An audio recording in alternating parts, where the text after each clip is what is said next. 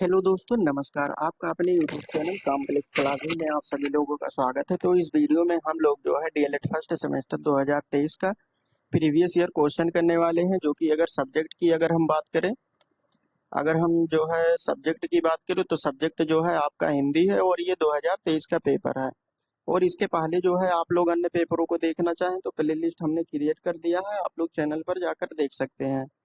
तो इसमें सबसे पहले हम लोग जो है ऑब्जेक्टिव क्वेश्चन देखते हैं। ठीक है, यहाँ पे दिया है कि मूल, ऑब्जेक्टिव क्वेश्चन में दिया है कि मूल स्वर है। इसमें से मूल स्वर कौन सा होता है? तो मूल स्वर की अगर बात करें तो आ ई उ री, ये मूल स्वर होते हैं। किन कार्यों को अर्ध स्वर कहा जाता है? जो अर्ध स्वर होते हैं किसको जो है कहा जाता है? तो अर्ध स्वर की बात करें तो जो है या, रा, ला, वा। इसके पहले जो है 2021 वाले 2022 वाले पेपर में हमने यही बताया है कि अर्ध स्वर की अगर बात करें तो ये जो होता है या और वाह, ये अर्ध स्वर के अंतर्गत आता है। जो अंतस्थ व्यंजन होता है उसी में जो है अर्ध स्वर के अंतर्गत आता है। तो यहाँ पे या और वाह कहाँ पे है? ये ऑप्शन नंबर 1 सही है इसमें। उसके बाद में यहाँ पे देखते हैं निम्न अक्षर में महाप्राण है। महाप्राण कौन सा है? निम्न अक्षर में अगर महाप्राण की बात करें तो महाप्राण कौन सा है? अल्प प्राण, महाप्राण वही सब होता है। ठीक है, तो महाप्राण में या घोष में जो है हा आता है आपका, का नहीं आता है, चा नहीं आता है, या नहीं आता है। निम्न में से कौन सा शुद्ध शब्द है? शुद्ध की बात करें तो वानर हो गया, पट हो गया, क्षेत्र हो गया या मिष्ठान हो गया।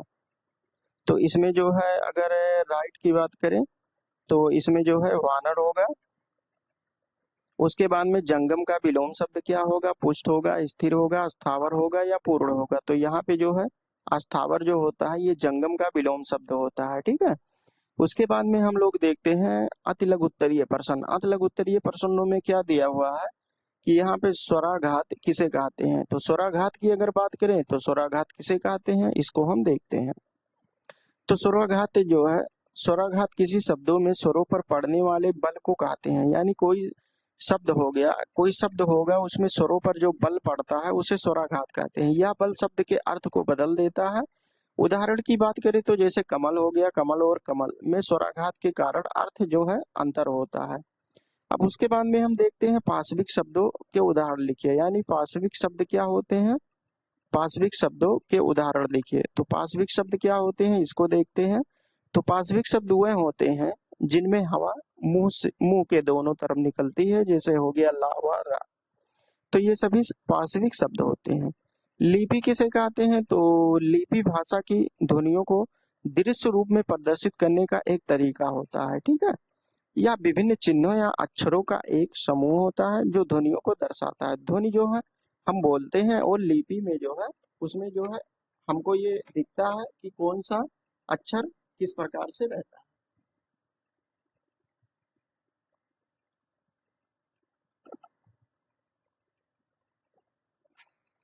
अब यहाँ पे हम जो है आर्य और उन्नति का विलोम शब्द लिखिए। तो आर्य का अनार हो जाएगा और उसके बाद में उन्नति का अवनति हो जाएगा। एक विलोम शब्द आपके एग्जाम में पूछता है। अब यहाँ पे देखिए 2019, 22 और 23 सब में जो है कारक की परिभाषा पूछा है और उसके बाद में यहाँ पे अपादान कारक पूछा है। इसके पहले वाले पेपर में जो है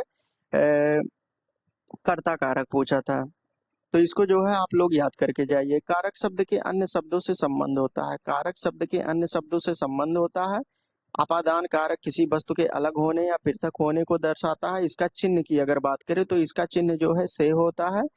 उदाहरण की बात करें तो फल से पेड़ गिरा। ठीक है, फल पेड़ से गिरा, सॉरी, फल जो है पेड़ से गिरा, ये जो है अपादान कारक के एग्जाम्पल हो गए। उसके बाद में अशुद्ध उच्चारण के कौन कौन से कारक होते हैं? ठीक है, तो जैसे अशुद्ध उच्चारण जैसे हो गया भाषा का सही ज्ञान ना हो। जब भाषा का सही ज्ञान नहीं रहता है तो उच्चारण जो है गलत होता है। स्थानीय बोली का प्रभाव होता है। स्थानीय बोली में जो है भाषा को जो है अलग प्रकार से बोलते हैं।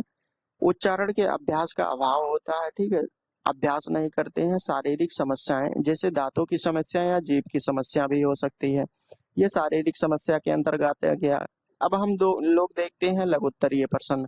अयोग वहाँ से आप क्या समझते हैं उसके जो है उदाहरण सहित समझाइए, इसको समझाना है।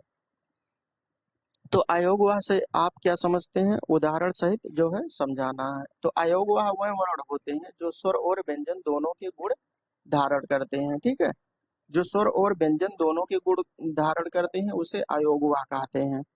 ये वर्ण स्वतंत्र रूप से नहीं बोले जा सकते हैं, बल्कि किसी अन्य वर्ण के साथ जुड़कर भी बोले जा सकते हैं, ठीक है। ये अकेले जो है बोले नहीं जा सकते हैं, इनको किसी के वर्ण के साथ अगर जोड़कर बोला जाए तो जो है बोले जा सकते हैं। उदाहरण के लिए जैसे हो गया अंग हो गया और आ हो गया, ये सभी जो है अयोगवाह होते हैं। जैसे राम शब्द में माँ के बाद आ अंग आ का प्रयोग होता है, जैसे नमा हो गया।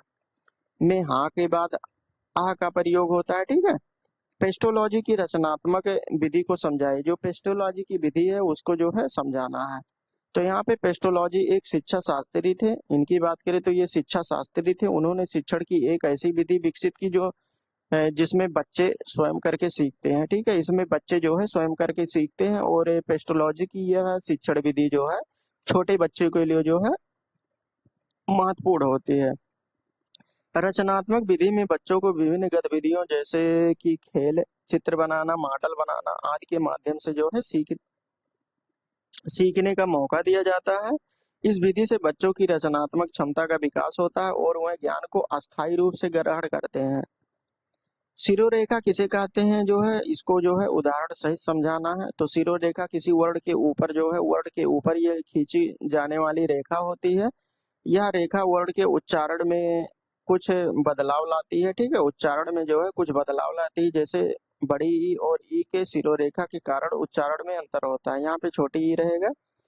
वर्णों का क्रमशः उच्चारण स्थान लिखिए। जो वर्णों का उच्चारण स्थान होता है उसको लिखना है। जैसे वर्णों का उच्चारण स्थान उनके उच्चारण के दौरान जैसे जीभ, दांत, ओठ आदि के किस भाग से स्पर्श होता है इस पर निर्भर करता है। अलग अलग वर्णों के अलग अलग उच्चारण स्थान होते हैं। उदाहरण के लिए जैसे का उच्चारण स्थान कंठ से होता, ता का उच्चारण स्थान पा का ओष्ठ से होता है, ठीक है।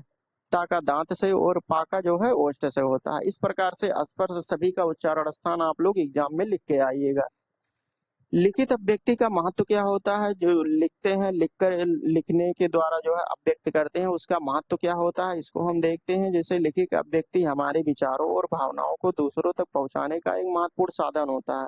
यानी लिखने के द्वारा जो है लिखकर जो है हम अपने अभिव्यक्ति को दूसरे के साथ जो है प्रस्तुत कर सकते हैं। इसके माध्यम से हम अपने विचारों को स्पष्ट और व्यवस्थित तरीके से जो है प्रस्तुत कर सकते हैं। लिखित अभिव्यक्ति से हमारी भाषा का विकास होता है और हमारी सोचने की क्षमता में सुधार होता है। उसके बाद में वर्णों को लिखते समय क्या सावधानियां, जो वर्णों को जब हम लिखते हैं तो उसमें क्या सावधानियां जो है बरतनी चाहिए। जैसे वर्णों का आकार और आकृति जो है सही होनी चाहिए, ज्यादा छोटा ना बड़ा होना चाहिए। वर्णों के बीच जो है उचित दूरी होनी चाहिए, और उसके बाद में वर्णों को साफ और स्पष्ट लिखना चाहिए। वर्णों को जो है लिखते समय जो है दिशा का ध्यान रखना चाहिए। वाचन किसे कहते हैं, उनके प्रकार लिखिए। तो वाचन लिखित शब्दों को मौखिक रूप से उच्चारित करने को वाचन कहते हैं। वाचन के मुख्य रूप से दो प्रकार के होते हैं, कौन कौन से, शास्वर वाचन होते हैं, मौन वाचन होते हैं। शास्वर वाचन किसे कहते हैं, इसमें शब्दों को जोर से पढ़ा जाता है, ठीक है, जोर से शब्दों को पढ़ा जाता है। और मौन वाचन, इसमें शब्दों को मन ही मन में पढ़ा जाता है। तो इस प्रकार से आपका ये जो है हिंदी का पेपर जो है बिल्कुल सभी पेपर समाप्त हो गया है, ठीक है। अदर पेपर को देखना चाहें तो आप प्ले लिस्ट चेक कर सकते हैं।